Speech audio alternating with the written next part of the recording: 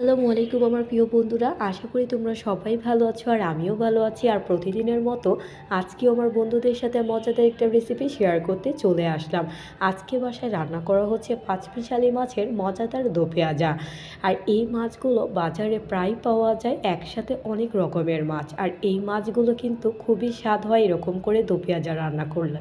তাই ভাবলাম আমার বন্ধুদের সাথে এই মজাদার রেসিপিটা শেয়ার করা যাক। আশা করি আমার বন্ধুদের কাছেও ভালো লাগবে। আর তাই পাঁচমিশালি মাছের এই দো পেঁয়াজাটা রান্না করার জন্য মাছগুলো ভালো করে ধুয়ে কেটে সব কিছু একসাথে রেডি করে নিয়েছি। চলো বন্ধুরা, তাহলে কীভাবে রান্না করছি আমার বন্ধুদের সাথেও শেয়ার করা যাক, আশা করি ভালো লাগবে। আর এখানে ফ্রাই প্যানে হচ্ছে এই মজাদার দো পেঁয়াজাটা রান্না করার জন্য সয়াবিন তেল অ্যাড করে দিলাম। আর বেশি করে হচ্ছে দেশি পেঁয়াজ কুচি দিয়ে দিলাম, কারণ পেঁয়াজটা যত বেশি দেওয়া হয় এই পাঁচমিশালি মাছের দো পেঁয়াজাটা খেতে ততটাই দারুণ লাগে। আর পেঁয়াজটা ভালো করে নেড়েচেড়ে এখন লাল করে নিলাম।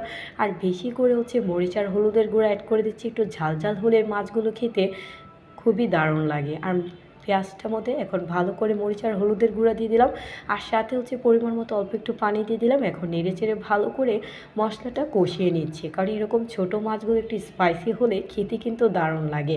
সাথে দিয়ে দিলাম অল্প একটু রসুন বাটা, যেটা প্রতি রান্নাতেই দিয়ে থাকি।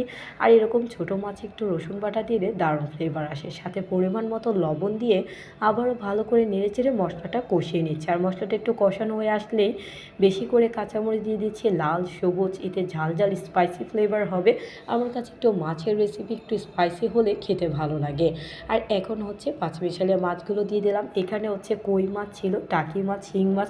আসলে এই পাঁচমিশালি মাছগুলো এক এক সময় এক এক রকম মাছ থাকে। পরিবারে যার যেটা পছন্দ লাগে সেটা কিন্তু সে নিজের পছন্দ অনুযায়ী খেতে পারবে। আর এখন হচ্ছে মাছগুলো কষিয়ে বেশি করে পানি দিয়ে দিলাম, এতে ভিতরে মাছগুলো সুন্দর মতো করে রান্না হয়ে যাবে।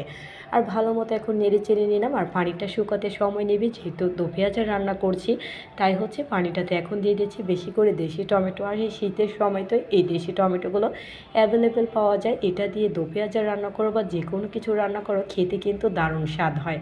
আর যদি এটা এরকম ছোটো মাছগুলো রান্না করে দেশি টমেটো দিয়ে, তাহলে তো কোনো স্বাদের শেষই নেই।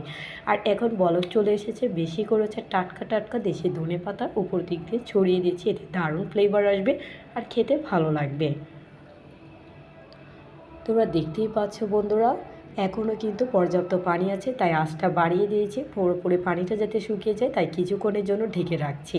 আর কিছুক্ষণ পর ঢাকনাটা তুলে নিলাম, তৈরি হয়ে গেল কিন্তু মজাদার পাঁচমিশালি মাছের দো পেঁয়াজা রেসিপি। আশা করি আমার বন্ধুদের কাছেও ভালো লেগেছে। তোমরা কিন্তু অবশ্যই বাসায় একবার হলেও ট্রাই করবে, আর লাইক কমেন্ট শেয়ার করতে ভুলবে না।